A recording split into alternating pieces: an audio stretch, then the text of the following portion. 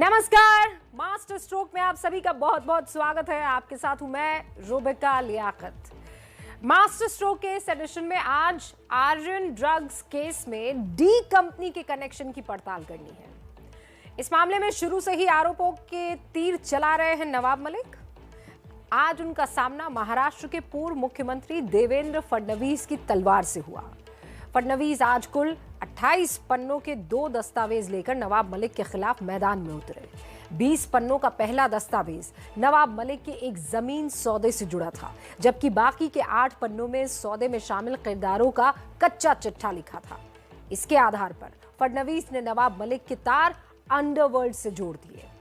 दरअसल देवेंद्र फडणवीस ने 1 नवंबर को ही यह वादा किया था कि वो दिवाली खत्म होते ही नवाब मलिक के खिलाफ एटमी धमाके करने वाले हैं।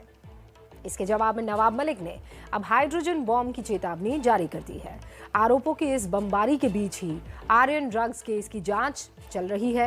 इस जांच का पूरा अपडेट आपको मिलेगा, लेकिन उससे पहले ड्रग्स केस में डी कंपनी वाली डील की पूरी पड़ताल तो देखिए हमारी इस रिपोर्ट में, यानी मास्टर स्ट्रोक की कवर स्टोरी में। 1 नवंबर 2021 फडणवीस का बम फूट गया। आर्यन ड्रग्स केस में देवेंद्र फडणवीस ने दिवाली के बाद जो बम फोड़ने का वादा किया था, आज उसका धमाका हुआ, जिससे ड्रग्स केस का एक नया एपिसोड रिलीज हुआ, जिसमें ड्रग्स और ड्रामा तो पहले से ही था, अब इसमें डी कंपनी की भी एंट्री हो गई है। ऐसी कुल मिलाकर मुझे 5 प्रॉपर्टीज छपड़ी है, जिनमें से 4 में तो 100% अंडरवर्ल्ड का एंगल। ड्रग्स केस में देवेंद्र फडणवीस वर्सेस नवाब मलिक की जंग में आज दोनों ही पूरी ताकत के साथ भिड़े। फडणवीस कुछ दस्तावेजों के साथ मैदान में आए जो नवाब मलिक की एक जमीन खरीद से जुड़े थे। इसके आधार पर फडणवीस ने नवाब मलिक पर अंडरवर्ल्ड से रिश्ते होने के आरोप लगाए। कुछ ही घंटे बाद इसका जवाब देने के लिए नवाब मलिक भी सामने आ गए। ये हुआ है मरियम भाई ब्यूरो ऑफ गोवा वाला, मुनीरा प्लम्बर, ये दोनों की तरफ से पावर ऑफ अटर्नी होल्डर है Salim Patel. Irrevocable power of attorney holder है सलीम पटेल। और दूसरे बिक्री करने वाले कौन है? दूसरे बिक्री करने वाले हैं सरदार शाह वली खान, यानी सलीम पटेल और शाह वली खान ने मिलकर इस जमीन की बिक्री की है। बिक्री किसको की है?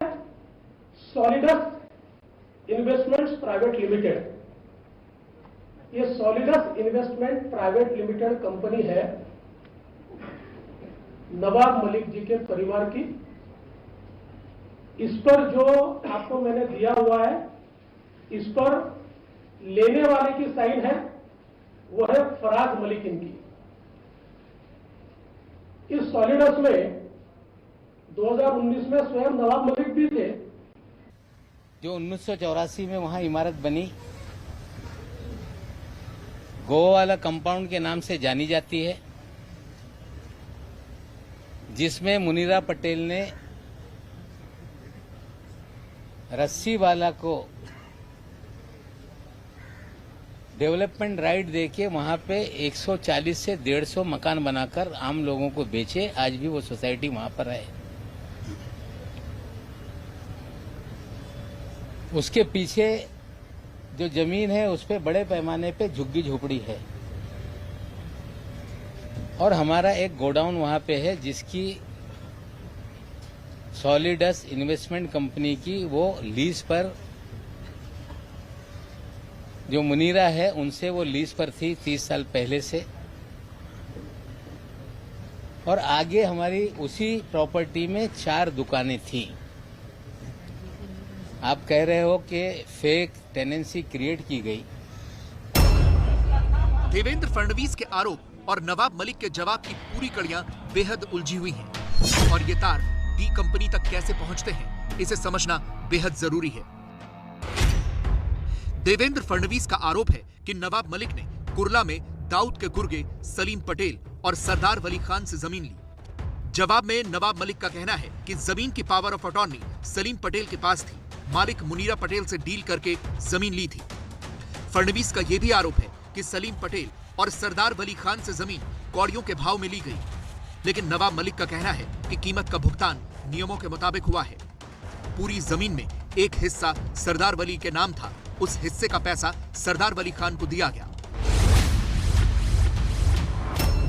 देवेंद्र फडणवीस ने इसी जमीन के सौदे के तार डी कंपनी से जोड़े हैं और नवाब मलिक को कटघरे में खड़ा किया है।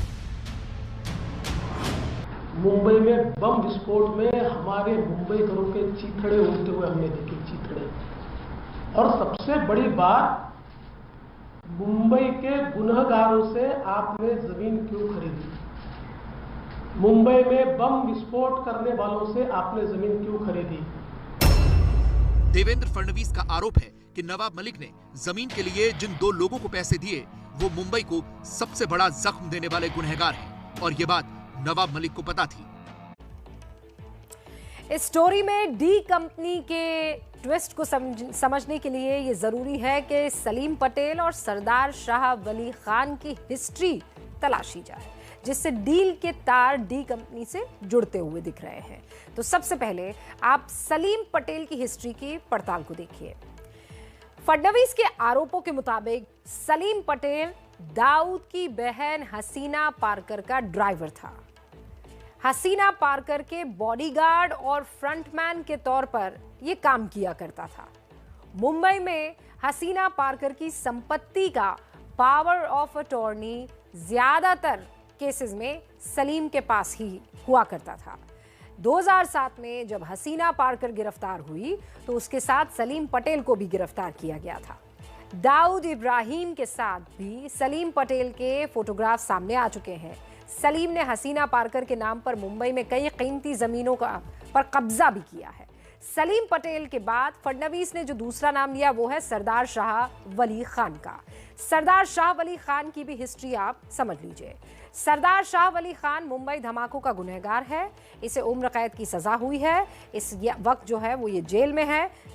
मुंबई धमाकों की गुनाहों की लिस्ट में दर्ज है शाह वली खान का नाम, जिसने मुंबई स्टॉक एक्सचेंज और महानगर पालिका की रेकी की थी।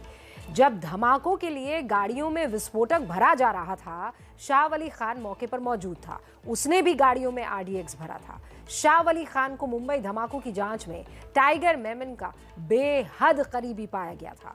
देवेंद्र फडणवीस के आरोपों के मुताबिक नवाब मलिक ने करोड़ों की जमीन का सौदा कौड़ियों में किया और ये एक सोची समझी साजिश के तहत किया गया। देवेंद्र फडणवीस के मुताबिक जमीन के सौदे में शामिल लोग ही अंडरवर्ल्ड के नहीं थे, बल्कि सौदा ही दाऊद और उसकी डी कंपनी की जमीन को बचाने के लिए किया गया था। इसलिए करोड़ों की जमीन महज कुछ लाख रुपए में बेची गई। और ऐसी कौन सी बात थी जिसके कारण ये मुंबई के गुनहगारों ने एलबीएस रोड पर 3 एकड़ की जमीन आपको 20 लाख रुपए में दे दी? सवाल यह उठता है कि इनके ऊपर टाड़ा था, टाड़ा उस समय। ये शायद बेल पर बाहर आए होंगे, इसलिए वो कर पाए, वो अभी उसमें असर्टन नहीं कर पाए। इनके ऊपर टाड़ा लगा था। और टाड़ा का अगर आप कानून देखें तो टाड़ा के कानून में टाड़ा का जो आरोपी होता है या कन्विक्ट होता है, उसकी सारी प्रॉपर्टी सरकार जब्त करती है। उसको सरकार जब्त करने का प्रावधान है। तो क्या यह टाड़ा के आरोपी की प्रॉपर्टी जब्त न हो, इसलिए फिक्टिशियस कंसिडरेशन के ऊपर आपको ट्रांसफर की गई? जो खान फैमिली थी, पठान फैमिली, जो वहाँ के वॉचमैन थे, उन्होंने अपना 7/12 पे नाम चढ़वा लिया था। उसे सरेंडर करने के लिए उन्हें पैसा देने का काम किया। और ये सच्चाई को देवेंद्र जी ने राई का पर्वत बनाने की कोशिश की। जो व्यक्ति 62 साल जीवन में इस शहर में कभी भी आरोप नहीं लग पाया कि किसी अंडरवर्ल्ड से नवाब मलिक के कनेक्शन रहे हैं, रिश्ते रहे हैं। आप कह रहे हैं कि आप जो भी एजेंसी है उसके सामने जाएंगे, जाइए, हम तैयार हैं। हमें लगता है कि झूठ का आडंबर खड़ा कर देने से किसी की प्रतिमा मलिन हो जाएगी, तो हमें लगता है देवेंद्र जी आपकी गलतफहमी है। देवेंद्र फडणवीस की माने तो उन्होंने आज जो दस्तावेज और सबूत नवाब मलिक के खिलाफ रखे हैं वो किसी एटम बम से कम नहीं है। अब नवाब मलिक ने धमकी दी है कि वो इस एटम बम के खिलाफ एक हाइड्रोजन बम लेकर आने वाले हैं, वो भी कुछ ही घंटे बाद। 100% 4 प्रॉपर्टीज में अंडरवर्ल्ड का एंगल है, किंतु जैसा मैंने कहा, न ये मेरे लिए सलीम जावेद की स्टोरी है, न इंटरवल के बाद का पिक्चर है। तो ये सारे मेरे पास जो सबूत है वो कॉम्पिटेंट अथॉरिटी को मैं दूंगा और कॉम्पिटेंट अथॉरिटी उसकी जांच करेगी। देवेंद्र जी, आपने अंडरवर्ल्ड का खेल शुरू किया है, तो आपको आज मैं कह रहा हूं कि सुबह 10 बजे आप कह रहे थे कि बम फोड़ देंगे। ये बम नहीं है, आपने आडंबर खड़ा किया। लेकिन नवाब मलिक कल सुबह अंडरवर्ल्ड का हाइड्रोजन बम मुंबई में गिराएगा और देश को बताएगा कि देवेंद्र फडणवीस किस तरह से अंडरवर्ल्ड के जरिए पूरे शहर को हॉस्टेज बनाए हुए थे। अब देवेंद्र फडणवीस की बाकी पिक्चर में क्या है और नवाब मलिक का हाइड्रोजन बम कितना पावरफुल होगा, इसका खुलासा तो तय वक्त पर ही होगा। लेकिन ड्रग्स केस के दूसरे मोर्चों पर भी धमाके कम नहीं हैं। महाराष्ट्र में ही आरोपों के ये बॉम्ब एक दूसरे पर नहीं फोड़े जा रहे हैं, यहाँ केंद्र की राजनीति में भी, सेंटर में भी मास्टर स्ट्रोक में उस रफाल की चर्चा करनी जरूरी है जिसके दम पर कांग्रेस पार्टी ने पिछला लोकसभा चुनाव लड़ा था। लेकिन राजनीति के आसमान में उड़ाए गए कांग्रेस पार्टी के रफाल के फेल होने की खबरें आ रही है। उसे राजनीतिक रूप से इसका कोई फायदा मिला नहीं, ये बात तब से दब गई थी। गाहे बगाहे कभी कभार कांग्रेसियों के मुंह से रफाल शब्द सुनाई तो दिया, लेकिन उसे प्रमुखता के साथ आगे उसके बाद नहीं किया गया जैसे पहले किया जाता था। लेकिन फ्रांस के ऑनलाइन न्यूज पोर्टल में छपी एक रिपोर्ट ने भारतीय राजनीति में रफाल को फिर से स्थापित करने की कोशिश की है। इस बार हमलावर कांग्रेस नहीं बल्कि बीजेपी है, क्योंकि इस न्यूज रिपोर्ट में यह दावा किया गया है कि भारत सरकार राफेल को ही चुने, ये सुनिश्चित करने के लिए रफाल बनाने वाली कंपनी ने किकबैक्स यानी रिश्वत जो है वो दी थी, और ये रिश्वत तब दी गई थी जब देश में कांग्रेस की सरकार थी। बस इसी बात पर बीजेपी कांग्रेस पर हमलावर है। आईएनसी का अर्थ इंडियन नेशनल कांग्रेस नहीं है, आईएनसी का अर्थ है आई नीड कमीशन। आप बिना निविदा के जाकर 36 विमान खरीद लेते हो, 526 करोड़ का विमान 1670 करोड़ में ले लेते हो, आरोप हम पर लगाते हो। कौन कहता है कि भ्रष्टाचार का ठिकाना नहीं होता है? भ्रष्टाचार का भी ठिकाना है। भ्रष्टाचार का पता है 10 जनपद। 7 लोक कल्याण मार्ग इस भ्रष्टाचार की जननी है और प्रधानमंत्री ने हस्तक्षेप करके नो करप्शन क्लॉज हटाया। घोटाले एक नहीं कई हजार हो गए, रिश्वत के आंकड़े भी करोड़ों पार हो गए। जनता को लूटा कांग्रेस ने इस तरह कि उनके शर्म भी शर्मसार। राफेल घोटाला सिर्फ कोई 60-65 करोड़ रुपए के रिश्वत का घोटाला नहीं, यह इस देश का सबसे बड़ा रक्षा सौदा है और इसलिए कह रहे हैं हम सबसे बड़ा रक्षा घोटाला है। देश की राजनीति में राफेल की उड़ान इस आर्टिकल की वजह से उठी है। यह फ्रांस का एक ऑनलाइन न्यूज पोर्टल है जिसका नाम है मीडियापार्ट। मीडियापार्ट ने दावा किया है कि भारत सरकार को राफेल बेचने के लिए 10 एविएशन ने रिश्वत दी थी। इस खुलासे के बाद देश की राजनीति में हड़कंप मचा हुआ है, क्योंकि कांग्रेस पहले से ही राफेल डील को सबसे बड़ा रक्षा घोटाला बताती आई है। 2019 के लोकसभा चुनावों में तो कांग्रेस के तत्कालीन अध्यक्ष राहुल गांधी ने पूरे देश में राफेल को एक प्रमुख मुद्दा बनाया था।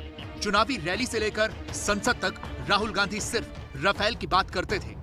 HAL से कॉन्ट्रैक्ट छीनकर अनिल अंबानी को कॉन्ट्रैक्ट देने का निर्णय किसने लिया? जो यूपीए के समय बिड हुई थी उसमें राफेल का दाम 560 करोड़ रुपए था, आपकी डील में 1600 करोड़ रुपए हो गया। चौकीदार ने 526 करोड़ वाले हवाई जहाज को 1600 करोड़ रुपए में खरीदा। चौकीदार ने अनिल अंबानी की जेब में 30,000 करोड़ रुपए डाले। लेकिन 2019 का चुनाव कांग्रेस पार्टी हार गई। उसके बाद भी कांग्रेस गाहे बगाए राफेल डील में घोटाले का जिक्र अक्सर करती है।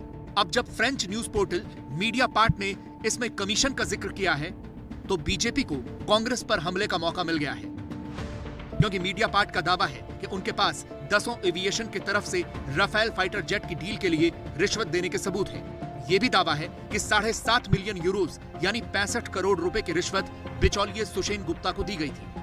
पोर्टल की रिपोर्ट के मुताबिक ये भुगतान 2007 से 2012 के बीच हुए थे, जब देश में यूपीए की सरकार थी। बस बीजेपी ने इस रिपोर्ट से यही बात पकड़ी है। बीजेपी का कहना है कि कांग्रेस सरकार राफेल की डील में रिश्वत का खेल खेल रही थी। 10 वर्षों तक ये जो नेगोशिएशन हुआ है, ये एयरक्राफ्ट के लिए नेगोशिएशन नहीं हो रहा था, ये कमीशन के लिए नेगोशिएशन हो रहा था कि कितना कमीशन चाहिए। आज ये सामने आया है और इस संदर्भ में एक कागज में आपके सामने रखने वाला हूं, और इसका टाइटल है, जो मीडियापार्ट ने भी छापा है, एग्रीमेंट फॉर कमीशन।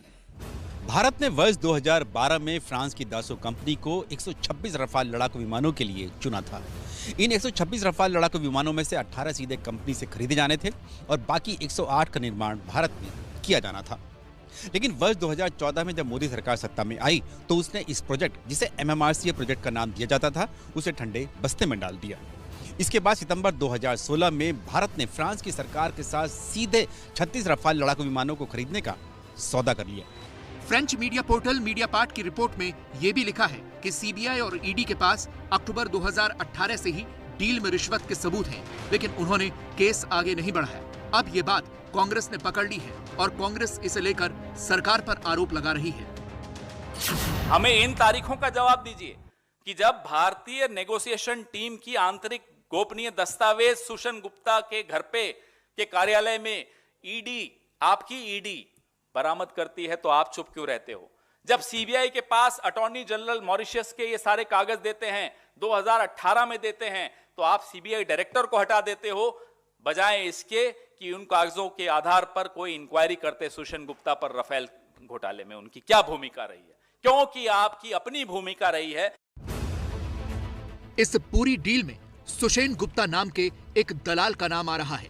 इसका पूरा नाम सुषेन मोहन गुप्ता है। सुषेन मोहन गुप्ता डिफेंस डील करवाने वाला एक बिचौलिया है। फ्रेंच पोर्टल के मुताबिक राफेल डील भी सुषेन गुप्ता ने ही कराई थी। वो अगुस्ता वेस्टलैंड डील में भी गिरफ्तार हो चुका है। सुषेन के खिलाफ ईडी की जांच आज भी जारी है। दलाली की रकम से सुषेन ने कई संपत्तियां बनाई। जांच एजेंसी के एक आला अधिकारी के मुताबिक सुषेन ने अपनी दलाली के राज छुपाने और भारतीय जांच एजेंसियों की निगाहों में धूल झोंकने के लिए दुबई में एक शख्स के घर पर वॉल्ट सिस्टम खोला हुआ था। यानी उसका जो भी विदेशी पत्राचार होता था, वो उस डिब्बे के पते पर दुबई आता था। सूत्रों के मुताबिक सुषेन महीने में एक बार दुबई जाता था और अपने उस डिब्बे को खोलकर विदेशों से संबंधित सारी जानकारियां हासिल कर लेता था।